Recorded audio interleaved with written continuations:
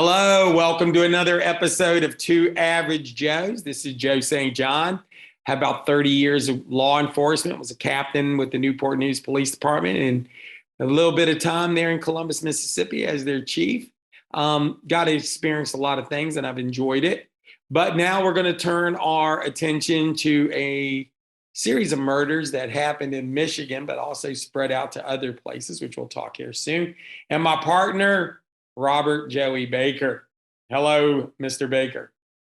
Joe, I'm a practicing attorney in Michigan. I have been since 1997. I primarily trial law, do a lot of criminal defense up to, haven't done a murder yet, but I've done everything up to murder. Got a lot of experience elsewise as an entrepreneur, but Joe and I started this podcast to do exactly what we're doing, amongst other things. And we are talking about what was back in the day a series of murders that were called the Michigan murders, or the Avg killings, that occurred in Michigan from 1967 to 1969. And the last murder, at least that they attribute to this series of murders, it was attributed to a guy named John Norman Collins, and he was convicted in, I think, early 1970 of the final murder, which was a murder that occurred in July of 69, Karen Sue Beineman. Okay, what we're here today to talk about is a woman named Sheila Jean Collins, okay? And No relation. No relation to Mr. Collins that we know of. And what brought us to talk about Miss Sheila Jean Collins was I had interviewed a gentleman, and his name was Larry Mathewson, who back in the 60s, late 60s, was an Eastern Michigan University campus cop. And actually, he was a pretty good campus cop. Yes, he was. I want to say so. Let me stop you there, because I've read two books where they talk about Mathewson. Okay. Right. Mm-hmm. This guy was good. He was brand new. And there is two books, and including the one with Keyes, that was the guy from the French Connection that wrote about it. They speak highly of him. They do. And we have an interview with him that is extraordinarily good, but that's for some later episodes. So I interrupt you just to say, yes, he was good. Right. So I interviewed him in my law office. It was probably 12 or 13 years ago. And when I was going through that in preparation for the last episode, I caught that he had said there was something, that they believed that, and I'm going to say it's attributed to John Norman Collins. Joe and I are starting to think a little differently, that it was John Norman Collins by himself, but we'll get into that later. But right. So he had said that everywhere that John Norman Collins went with him and his Pizos, that bodies were left in the wake. Okay, so I had done research in the last one, and we had talked about it briefly, about one in Ames, Iowa. Okay, well, right. What's in Ames, Iowa is the Iowa State University. Okay, so and why it brought you can see that right here, right now. Yep, there we go. So what brought it to my attention was that it was very similar to the Mixer murder, which Gary Leiterman was convicted of. The victim her name was, as I said, Sheila Jean Collins. She was 18 years old. She was at the general size and stature of all the rest of the victims. She had put her name on a ride board seeking, I think she was trying to get a ride to her boyfriend or her family in Illinois. Somebody responded on January 26, 1998 at 7:30 at night, and they wanted to pick her up quick, and she was picked up at approximately 8:30. She was living in a dormitory, or a female, I don't know what you'd call it, but where females lived on campus. And she walked down to a intersection, and she was picked up, and she was last seen talking to a guy and getting into a dark blue Volkswagen. Okay, so 2 days later, she was found 15 miles away in between, I believe it was Colorado and Nevada, Iowa, on a main road in a ditch. And she was found by a hunter, a father and a son that were out hunting, and they found her in a ditch. She was not sexually assaulted, which I had to correct from the last episode because I thought she was, but she was not. But she was stripped from the waist down, and she was wearing a Theta Kappa Psi sweatshirt, which is going to come into play in just a minute when I get to that part of it. But as to the similarities to the Mixer murder and the rest of them, she was picked up somewhere. She was picked up, transported, killed somewhere else, and then dumped. She was strangled with a nylon rope, and they think that the killer or killers used a metal pipe as a like a tourniquet garrote type deal to tighten the nylon rope around her neck.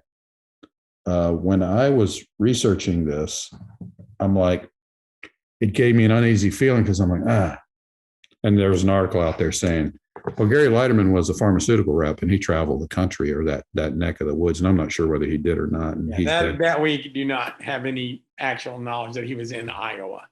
Ever in Iowa. Yeah. Right. So there's no ties to that. But I'm like, well, this plays into, and it's Detective Schroeder, I think, is the MSP guy who basically was driving the bus of getting Gary convicted on this thing. And he's like, the Mixer murder was so different. And I'm like, well, this is eerily similar to the Mixer murder as far as the ride board, the picking up about the same time at night.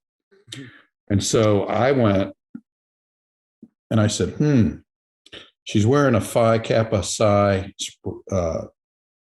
sweatshirt, which is a sorority. I said, where is this sorority on campus of Iowa State University? So it's about 0.7 of a mile from where she lived. All right. And then I said, okay, so where is Theta Chi, which was John Norman Collins' fraternity, and his fraternity brothers at least were balls deep in murder number 2, which this would actually be number 2. And I'll get into the timeline of where this fits in the scheme of things. But in the Michigan murder side of life, the woman, if you remember, we were talking about Joan Shell. She's the one that got in the vehicle with 3 guys, the red car with a black convertible. Yes. And then actually another fraternity brother saw them crossing the street, supposedly. Allegedly. So this Theta Chi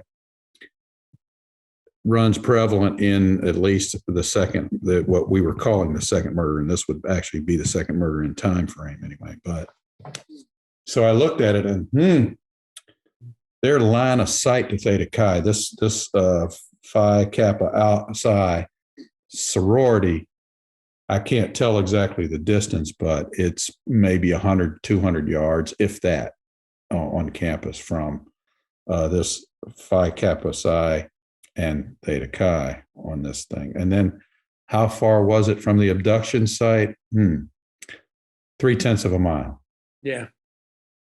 All right. So I haven't been able to do a whole lot of investigation as to that because there isn't much out there. Joe is going to post, or we will post there's 3 really good articles.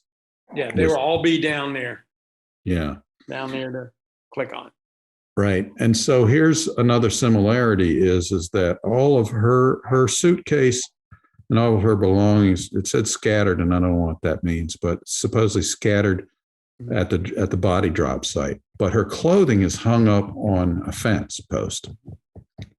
And they were, and when I say they, I say the Michigan State Police or whoever was investigating. Yeah. Well, I'm talking about the Mixer murder. Oh, sorry. They were saying how orderly the clothing was placed around the body, which I'm not sure. Oh, also, Miss Collins was covered up with her jacket, which Mixer was covered up with her jacket.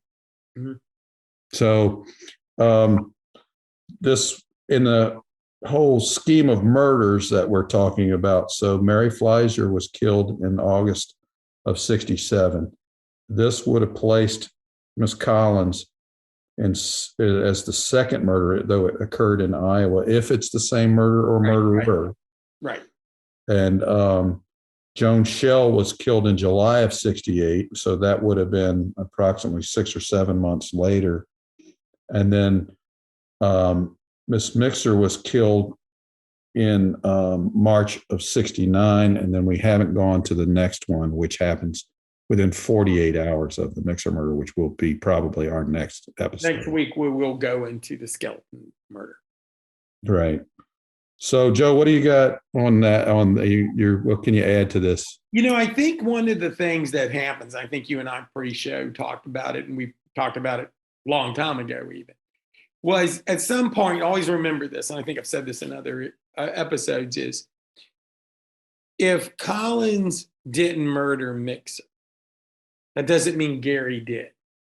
And if we could ever prove that, Gary didn't kill Mixer, which we've talked about the DNA evidence and how poorly that was done, doesn't mean that Collins killed. This one with Iowa is so much like Mixer that it's, you can start to try to draw some conclusions. Not saying that we can do it completely, but you can start drawing some conclusions with that. Mm-hmm. And what you find when you do these things and we start reading more and doing research and looking at websites and seeing what people have done and then getting information that we're pulling up is one of the very interesting things is that when there was a person with the Boston Strangler that they give the aliases David Parker. And I'm not thoroughly done with my Strangler research because I'm doing other things too, doing on this case, but doing some things there. This person that they refer to as David Parker, believe it or not, is actually at U of M, University of Michigan, while some of these murders are taking place. Right. Now, they couldn't make a connection, but that's how weird this stuff gets and how intertwined all of these strange things are. I thought Keyes or Keys make the connection and say, well, this guy's in University of Michigan, David Parker, and this guy who's picking up Mixer, his name is David Johnson. Yeah, that was Keys that was bringing it up. And then, if you go to the Strangler books that I'm looking at and Parker comes up, he's an interesting person. So I'll just say that. And unfortunately, people are weird. He took pride in that he was a suspect. Yeah. And again, that's not his real name, but he took pride that he told people that he had been suspected in the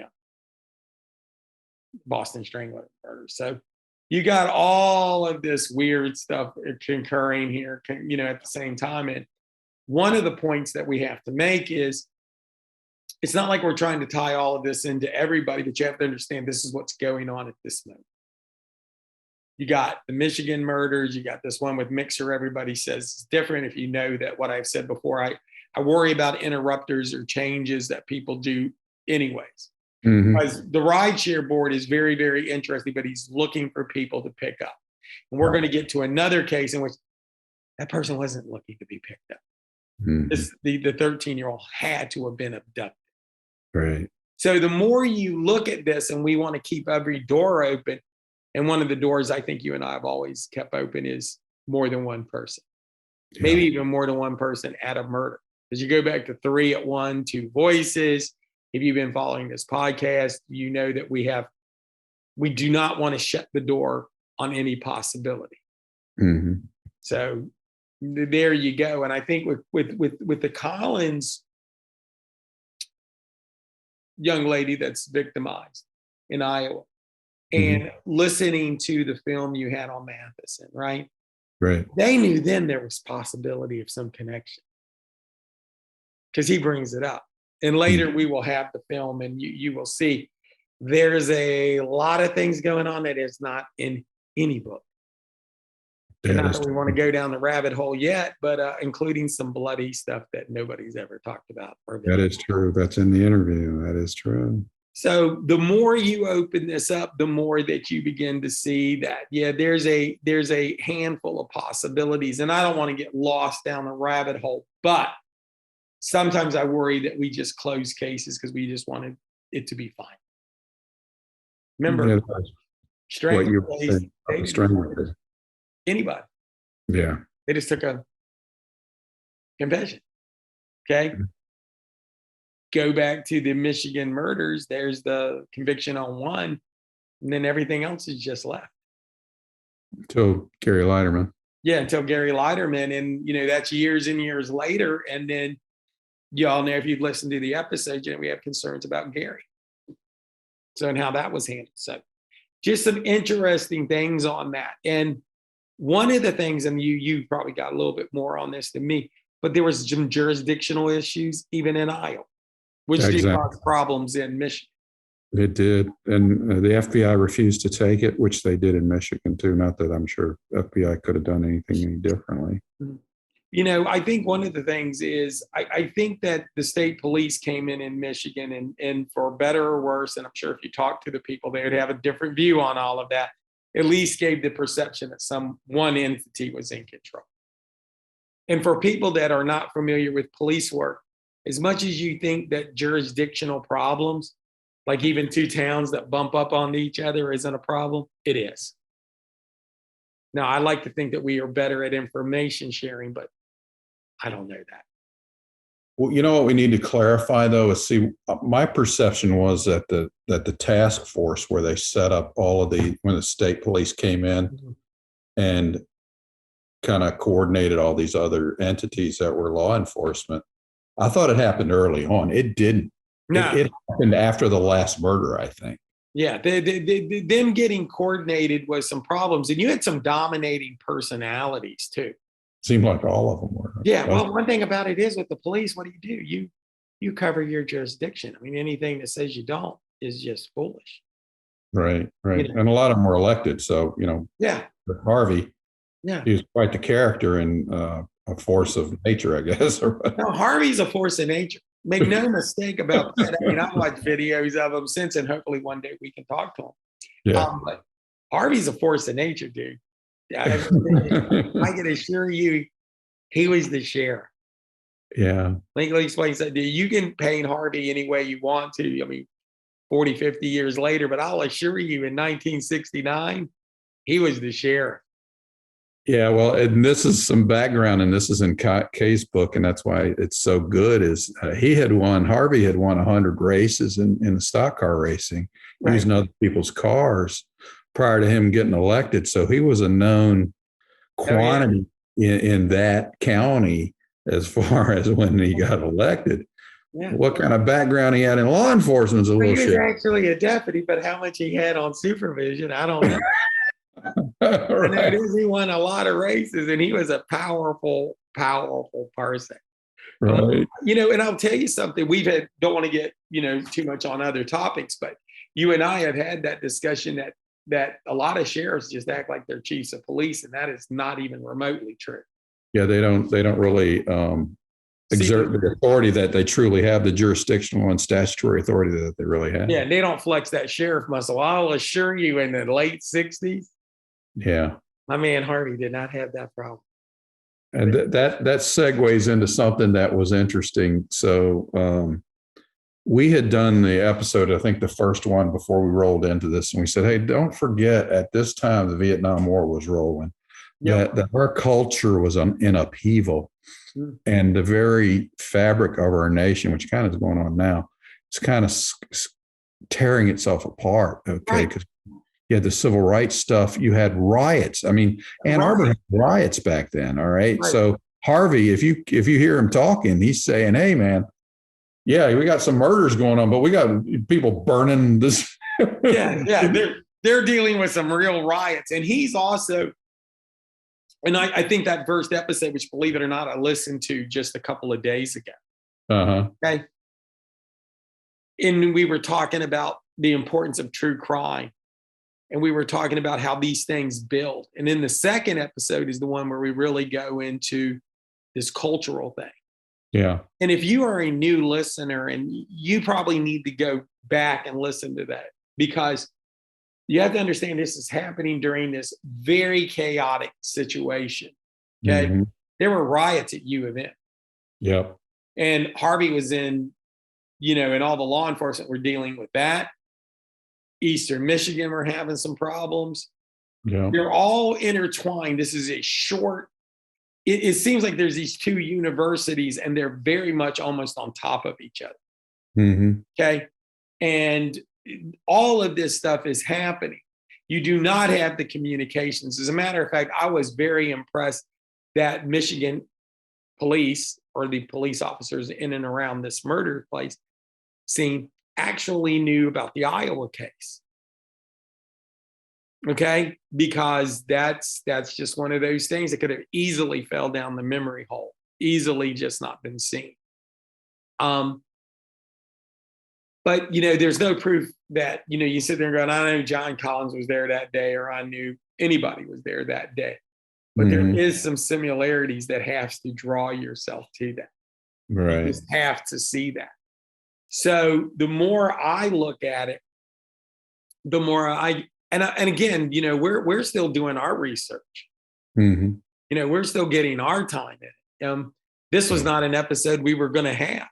Right. No, I mean, that's thrown in out of sequence. That's what I was making. But this but it has to be. You have to mention it, before you get into Skelton, you have to mention it. We only have one episode on this one, and Skelton will be next week. Is you have to mention there is a lot going on. Collins and his buddy drives all the way to California and back, and I don't know if anybody did any hardcore investigating on that time. Yeah. There was a murder in California. Tied heavily. He was indicted with a grand jury in California. Yeah. And they just didn't bring him in because he was going to spend the rest of his life in jail in Michigan. Right. But let it be known, I mean, even in Matheson's interview, a lot of mention there might have been a lot more bodies. Yeah. So, this episode is really to focus on Collins, a young lady who did nothing wrong but tried to get a ride. Yeah. Okay? Having a horrible end of her life. This one has a lot of similarities to Mixer, and there will be all the links down there so you can look at that. Yeah. But the whole David Parker thing, with that, there's a lot going on, and I think this is the episode that we mentioned this in. If you look at some crime, and it's not just these two, you could go back to the Zodiac and these other ones. Once you lose the narrative and the media gets involved, and you and I talked yesterday, and I told you the media is not the police department's public relations.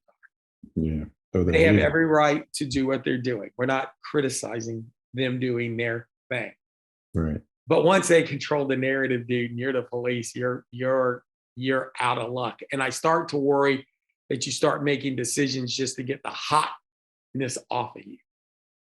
Yeah, we haven't gotten to the one where so Harvey, just as a precursor to, I can't remember which murder it was, but they go to, I think it was a J.C. Penney, and it's the last murder. Is it the last one? Yeah.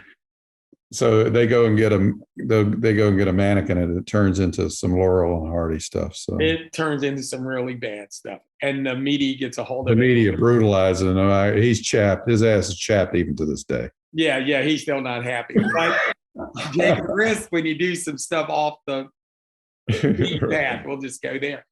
So when you look at this, and I think this is the episode where we're not going to go as in depth on Miss Collins as we do the other ones, because this is one where we're just really taking this episode to go, look, just when you think you know all of this, okay, there's just another thing there's just another brick in the wall, as Pink Floyd would say. There's just another thing happening. I think the Iowa one is very interesting to look at. I think there's a lot of things that there is coincidence. I think that there's just a weird thing that a guy that people thought could have been the Boston Strangler is in Michigan at the time, and he's known, right? And he tells people, right? And I think that we go back into these things, then that is really for people to say, maybe everything's not as clean cut as they are, or as it seems. And I'll give you another example of some things where I think that we want to stay focused, but you also want to be broad enough to get everything in. Look, it's easy to get lost in a shuffle, because you and I have discussed this a million times off camera. Mhm. It's that everybody is playing profile. Well, if he did, look, you just acting like all the murders that happen. Mhm. You're just believing that everything's tied in and it's John Norman Collins. Look, I'm not thoroughly convinced Collins did all of these murders. I'm not thoroughly convinced that other people weren't involved. Mhm. Now, by the time this ends, we may end and going, hey, at the end, this is what I believe. But as of Yeah, now, I'm keeping a very, very open mind on this. as am I. And that's what we're trying to do. And I hope that the listeners do, because we're going to come to a conclusion, and we don't need to get into being too lost into being profilers. And one of the things me and Robert always jokes about is the poor victim in any crime. He's a suspect. It's a family member. He cried too much at the end. Yeah. He didn't cry enough at the end. Mhm. It's like, is there a scientific study on just how much crying you should do? Right. Right? There's the Strangler case. One of the first ones is the guy. His mom is put in a horribly sexually, what's the word I'm looking here for? A provocative pose, Yeah, right? Yeah. And he didn't cover her up. Mhm. Now, I am sure he was in complete shock, but actually the original detectives that showed up thought that was very suspicious because he didn't cover her up. But if you would have covered her up, that would have been suspicious. Yeah, because maybe you tampered with evidence. I don't know. There's just we need to stay away from that. There's so much of that in everything I read where it's like, maybe Right. we should just look at the facts. It's okay to talk about some coincidences because that's what you have to do. But we need to be real careful on not going too deep into everybody's psyche because we don't know. And I do stand by what I've said. We're trying to keep an open mind. But it's very, very interesting that he would mention that. And then we look into Iowa and go ahead and show some people that, as you can see, there will be, this is one of the cases that we have here. There's another one that will be down there that will talk about it all. Mhm.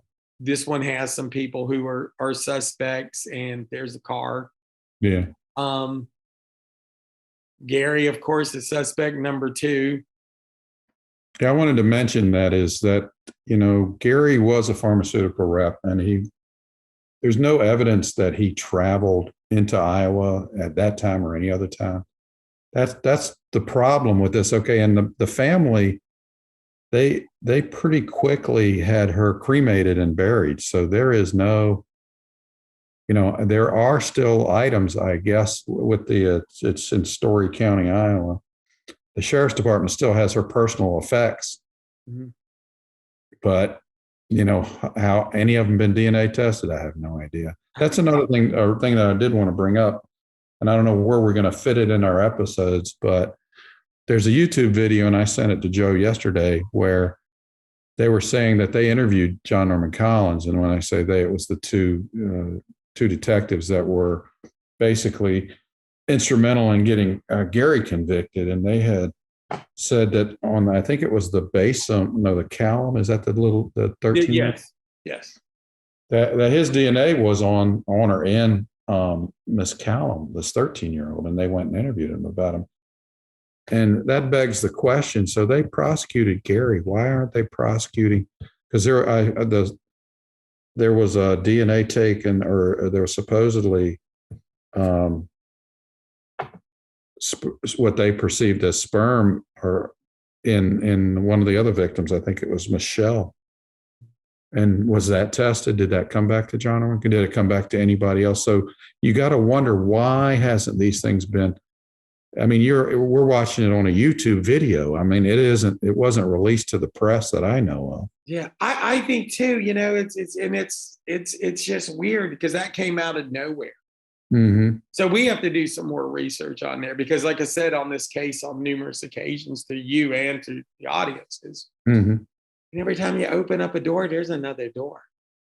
Yeah, because that just shuffled our whole. So we're out of sequence. All right. So we did Mary Fleischer first. We thought Joan Shell was second, and then Mixer third. Well, If you throw Sheila Collins in there as either the murderer or the group of murderers, then she becomes second, and then Mixer's Right. fourth, and the time frame becomes compressed because between January of 69, 6 murders occur. Yeah. Here's what's going to happen, and I will let everybody know this, that we will keep the sequence on the murder victims in Michigan as the numbers as we got, because we've already started.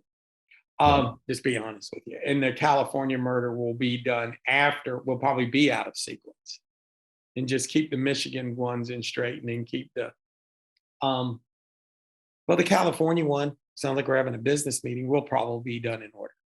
Yeah, we probably should do it in order. Yeah, I mean, the Michigan person will be done in order.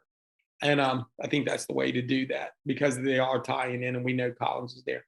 This one is slightly out of order because of the nature of finding it later. yeah. But I think that there is also another part of it is that this one is a very good time for our regular listeners to understand. Keep a very open mind, because even as we go now, we are still finding information. We want to do this. We want to do this live, so we're going to have that, and there'll be other information that creeps up. When I first found, when I first was looking at this one in Iowa, I was like, oh crap, maybe Gary could have done it, because he was a traveling salesman for a pharmaceutical company, and the ride board thing seems to match, right? Right. But then you look and you see, well, she's a fraternity gal. Theta Chi, pretty daggone close to her. I mean, I'm not saying that that's inculpatory, but it's coincidental. And, Joe and I, we were in the law business and he's in the law enforcement business. And coincidences rarely occur. Right. And we look at them. Okay. We look at them. So Right. That's what we're doing here. So this is where I think on this one that we are just kind of hopefully, learning ourselves, and our listeners and viewers are learning, because every time you open a door here, it's just really weird. You get some other stuff, and you got Edward Edwards from our last episode. Right. People thinking he did some of this, right? Right. And it's I want to keep it open. I want to keep an open mind on it all. But we have to admit that some of this is very, very odd. Yeah, we've talked about it, but if we throw Collins in there, then it does kind of mess up the sequence. But Mary Fleischer and Joan Shell were both stabbed to death. Okay, Right. A little less than a year apart, and they were brutally stabbed. I mean, one was stabbed 30 times, the other one I think 27. So I see why the Michigan State Police wasn't would think that Mixer wasn't exact, Right. wasn't Enough to get them. Here's where I think that it gets confusing.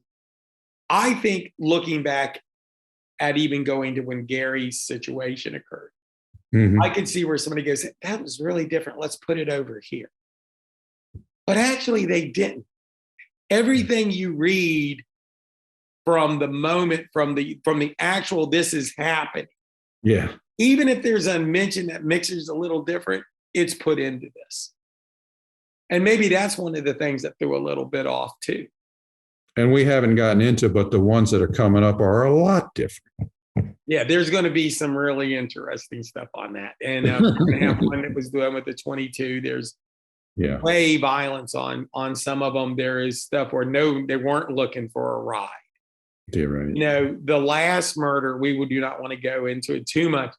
His MO of how he picked somebody up is totally different than any of these other ones. The California one is totally different.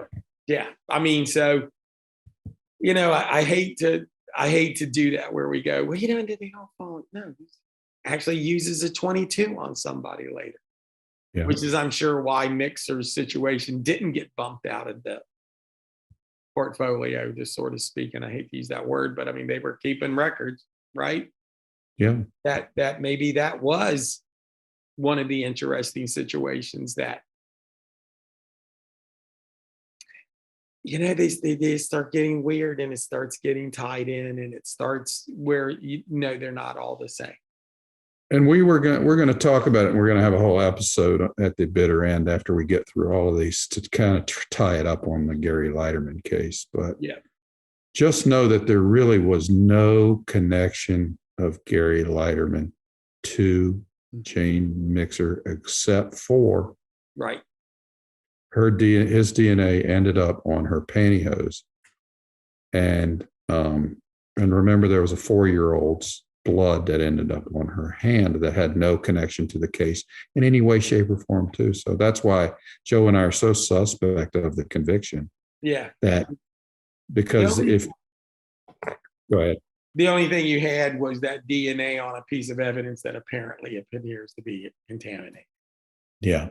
And then you have some shaky stuff on handwriting, which was a joke. Yeah. And then you have a better one. He had a 22, him and 8 million other people, and he kept some papers. And he kept some newspapers that were all, there's headline on every. You're making stretches that I just don't understand how anybody understood. And I will tell you this, and I'm not going to get lost on this when we did 2 episodes. Take time to watch them. Mm-hmm. The evidence is either contaminated or it's not. That's the only thing you got. Okay. Everybody's DNA is all in the same place at the same time. Right. There's craziness going on. Watch the last episode if you want to see that. Right. Okay. But I think that's it. And we didn't go in depth as much on Miss Collins. It's not because we don't care. It's just that we don't have all the background on that. We just wanted to point out a similar experience, and there will be, for those that want to look deeper into it, there will be more information links down below, and you can look at that. But there won't be a second revisiting of this. We just wanted to bring this one up, and now we'll go into I believe it was Skelton is the next one. I think Callum is next. Is it Column? I think so. Yeah, I'm sorry. It's Column is next. And that one's going to be very, very interesting. Oh, you might be right. I'm sorry, because I got messed up with this one. Yeah. But whoever's next will be next. Yeah, I think it's going to be there. I think one of the things that will happen will be this next one, everything gets, I want to be honest with you, this next one, and I want to give some people some, it's just, it is Skelton is the next one. Okay, you're right. Sorry about that. I want to do that, and I want to be respectful to everybody. Skelton is the next one.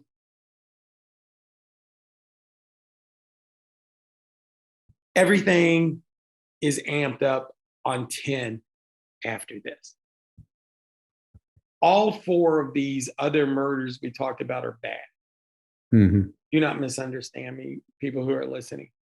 But all of a sudden, and I actually made a note, so let me kind of make sure I got that right. This next one, and the note that I make is there's a lot more violence. Because as bad as the other ones were, 2 that are real bad, and then you have 2 that look more like display things, and there wasn't the sexual assault. Yeah. But the violence is about to be revved up by 100. Okay. And note that this next one, Skelton, occurs within 24 or 48 hours of Mixer. And theoretically, she is not a co-ed. True that. Yeah, she's not a college student.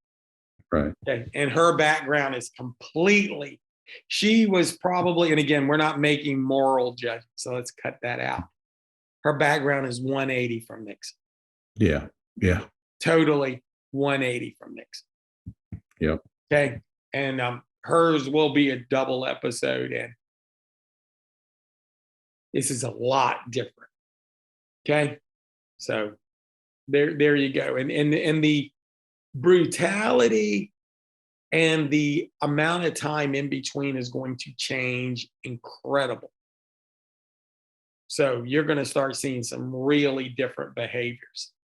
And again, we call them the co-ed murders, but she's not a co-ed. Right. Okay. Nor is the 13-year-old coming up either. She's not a co-ed either. And with Skelton, it's a totally different background. Yeah. And we'll explain that in detail for the next episode. Mm-hmm. So again, we didn't go into as much detail on this one. That was not what that was for. This is just bringing some things in focus so we can be concentrated. Next week is going to be a whole different story. But look, we appreciate you being here, and we want you to hit like and subscribe. I know that's trite, but we got to say it. Okay. And make comments. Actually, if you make a comment, one of us, if not both of us, will respond. Yes. If you have information that you have read, that you know, please put it in there. We have actually learned from the people who have commented. Okay. We want you to support us. And if you're willing to support us, financially, there's actually a link down there, because without going into too much detail, we really are going to wrap this up. And really, there is so much going on behind the scenes that we don't want to get into in case it falls through. Let's be honest. And man, if you want to support us financially or through any way necessary, we're there, man, because this is about to get ramped up. We have a lot of things we want to do on this, and we want to deliver it, because something, these things matter. They matter to the family. They matter to putting them in there on how do these things happen, because you can apply it to the here and now. So there we go. We want that. So support us, and we appreciate everybody that has. Anything else you want to add?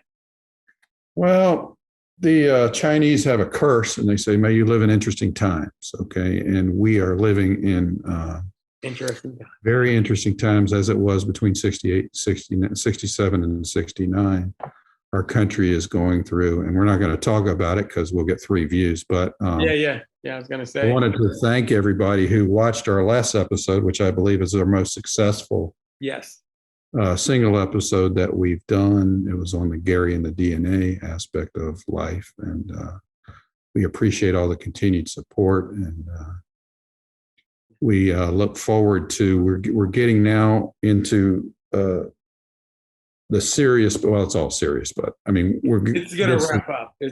What he does ramps up big time. You're going to see next episode. You're going to see an intensity level that's unbelievable. Yeah. And this is, and Joe and I, we had talked about it from our first or second episode, saying, Manson sucked all the oxygen out of the press, or this should have been, That Keys book should have been, even though he changed names, which we're not going to get lost on that. I'm not sure that was the best thing to do, but it was his choice. That book should have been huge. Michigan Murder should have been huge, but you just you weren't going to compete against that. Yeah, and I'm surprised a real movie hasn't been made. And really, there's no definitive book. No, there's not a definitive book. There's not a definitive movie, and nor is there a definitive, in my opinion, documentary. No, I mean, not for the things that we're finding. There's nothing out there on. Nobody's put the pieces together because nobody has taken there are other podcasts and stuff out there, and there's some documentaries out there, but it's kind of rehashing the same. Yeah. And I'll be honest with you, most of what we've done is taking everything we got and put it together. Yeah. I make sure I say this, I give all the credit for all the things that we view, and anything that we view and we want to give credit to. That's why we have the links down there. Yeah. And that's the way to show the love of what we're doing. But to have definitively anything stuck together, there's a lot of scratching to get stuff. And we are finding things now through talking to people that we didn't even know existed. Yeah. And we have our own investigation to do. And that's why I said, if you want to support us, we appreciate that. Okay. Right. We appreciate that. We have the unique perspective too, as being a lawyer who, I met with Gary Leiterman. You talked to him. Yeah. I have tens of thousands of documents related to his case.